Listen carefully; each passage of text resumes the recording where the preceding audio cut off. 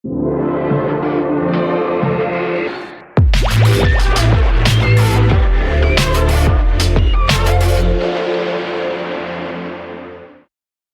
HundrED, we identify impactful innovations in education and help them to spread. Our innovators are among the best of the best in the K-12 education innovation community. What helps them stand out is how clearly they articulate and present their ideas. In this Masterclass series, you will hear from Milla Kokko, the CEO and co-founder of Hey Schools, and Mehak Sharma, Communications Manager at Project Fuel. Both of these women have been successful in making their innovations be both nationally and globally recognized.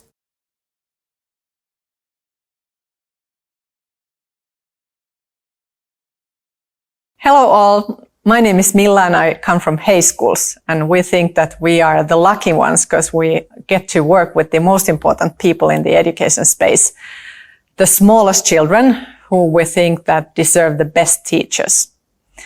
We're going to share our learnings on our way and hope that you can benefit from them and maybe to get an idea that, oh, I could do the same.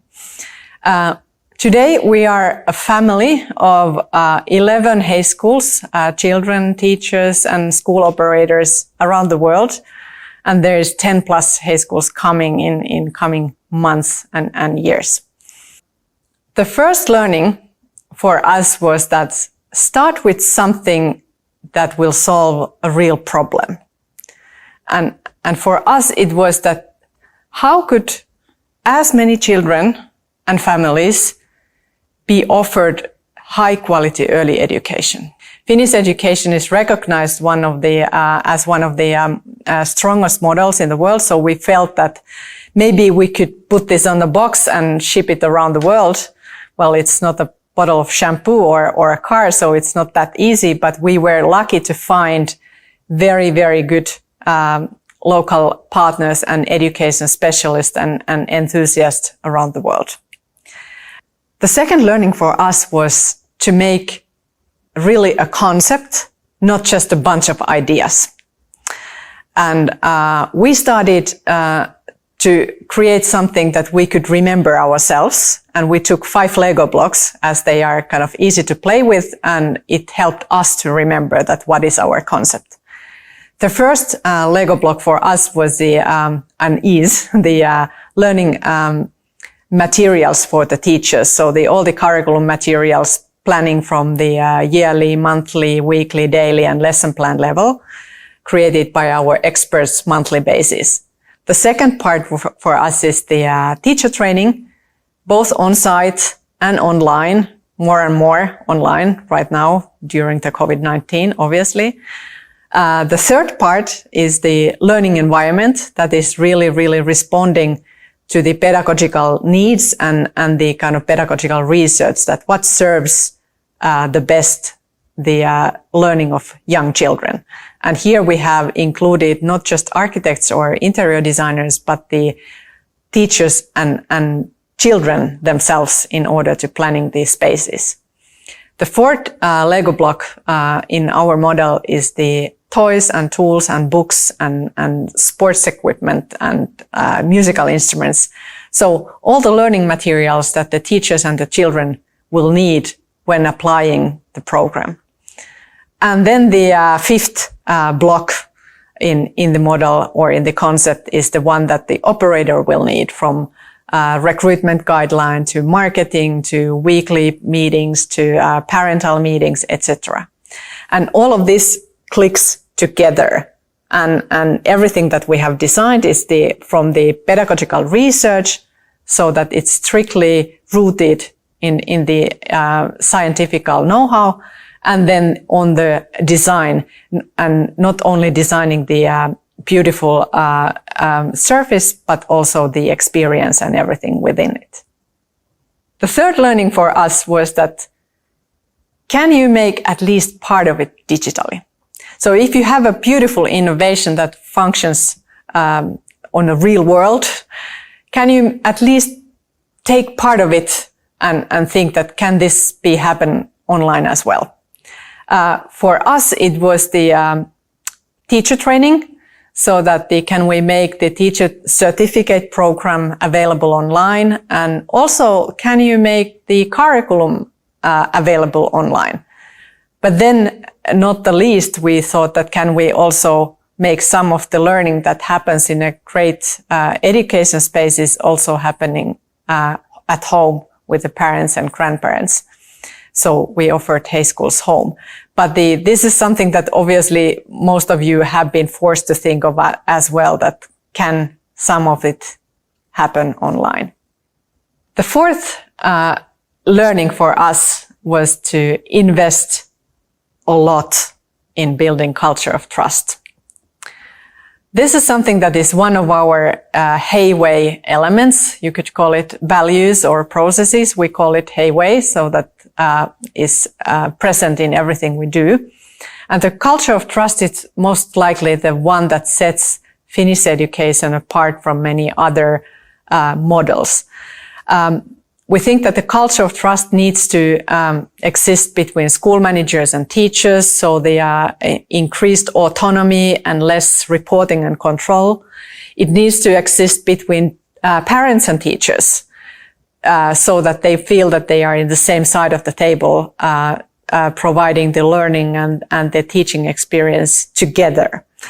And of course, it needs to exist also between teachers and children, whereas the children need to feel safe and secure, but also that the teachers can trust children in their judgment of like how to learn and what they are most interested in, and also giving some of the decision power to children.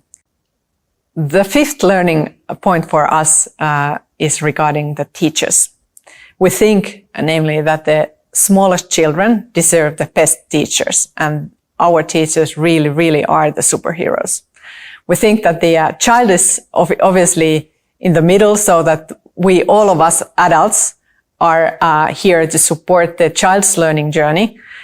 But the second layer around the children are the teachers.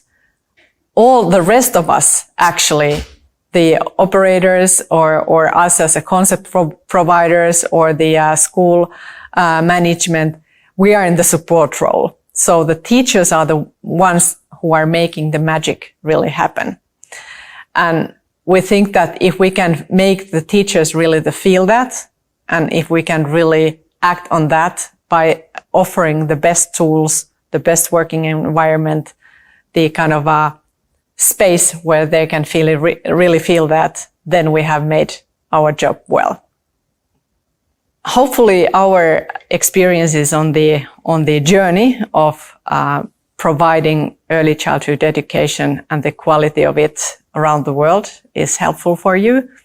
And try to, if you are not working in the early childhood education space, maybe our learnings on the other contexts can be helpful for you as well. We think that our job is not only to help raise children who will adapt to the world as it's now, but actually will be the change makers themselves. That's our task, that's our mission, and that's what we are up to. So please join us on that mission. Thanks for your time. Hope to see you soon. Bye. Hello, my name is Mehak Sharma and I'm the Communications Manager at Project Fuel. We are an organization based out of India that documents, designs and passes on human wisdom of all ages and backgrounds across the globe using the tools of education, art, media and events. COVID-19 pandemic affected all of us globally from a macroscopic level to a microscopic one. As my sister happens to be a senior school teacher, I firsthand got to see how it impacted particularly children and teachers all together. During the early days of the lockdown, schools were in a rush to stay connected with students through online classes. The intention, though good, faced a lot of hurdles. Sometimes the students or the parents were not acquainted with the platform, or the app took a lot of time to be built and later got crashed. Or maybe the navigation was not that friendly for the students. We'll come back to this after some time. Another phenomenon that took surge during lockdown is social media. In order to stay connected we started spending a lot of time on it. Statistically speaking, we spent on an average 153 minutes per day on social media in 2019 alone. It's expected to grow to 3 hours in 2021 with 3 billion users, which also comprises your students. Now imagine if schools could actually draw leverage out of these platforms because the students are already acquainted with them. They use them daily. They know how to navigate through it. It would make the whole process a lot easier. Lecture videos can be recorded and shared through Facebook. Many videos of same topic can be clubbed together in a playlist like this one, the links of which can be shared with the students. Now, this information stays online 24/7, and hence the student can access it anytime they want to. It never goes off when the online classes get off. Nor do they have to download and save it. If a particular topic needs to be revisited or touched upon, the school's page can actually host a watch party. In watch party, multiple videos are played back to back. This can actually promote real-time discussion of the students. One way in which it can immensely benefit the school is that with increasing video views, the school can actually monetize the videos and convert it into a source of income for themselves. As a student, while listening to a lecture, I can actually make notes on Facebook itself. Here, unlike statuses that are posted on the wall, notes can be formatted and can be linear as well. If the school wants to push for a close-knit community of students, for them to feel free of the public gaze that a Facebook page provides, we can actually build Facebook groups. This can help the students to talk about their opinions or questions in general. Videos longer than 1 minute, up to 60 minutes, can also be shared through Instagram TV. Now, how this helps the students is that without having to hop from one platform to the other, you can easily access the information on the very same platform. If I, as a student, suddenly have a question in my mind that I remember, oh, my teacher actually talked about it in the video, I don't have to log out from the app and then log into another app. That's a lot of process. But if the schools can bring all of that on the same platform where the students are there, it makes a lot of things easier for them, for the schools as well. Now, multiple posts, both static and video, can be clubbed together through the guides feature of Instagram. Here we go. Now, what actually happens in this is the students get to scroll through all the clubbed posts. Once they tap on any one of them, they'll be led to the original post. This is, although still in testing phase, this feature can be immensely helpful to club all the relevant posts of a similar topic together. Now, what we have talked about is something related to school syllabus or textbooks. To add a fun element to your interaction with the students, schools can actually share recommendations lists. What the school thinks can actually benefit the students. They can be your podcast, some books, your YouTube videos, your audiobooks, and so on. Or maybe share an interesting anecdote about a particular scientific discovery or anything related to the subject. I, for an example, happen to remember how Kekule actually dreamt about the chemical structure of benzene. One night, he actually dozed off while thinking about it. In his dream, he saw a snake trying to take the end of its tail into its mouth, and hence actually moving in a circular motion. And voila, that's how he arrived at the chemical structure of benzene. I now may not be using a lot of organic chemistry in my daily life, but hey, I remember that interesting anecdote, and it really adds charm to my conversations as well, and draw positive benefits out of it.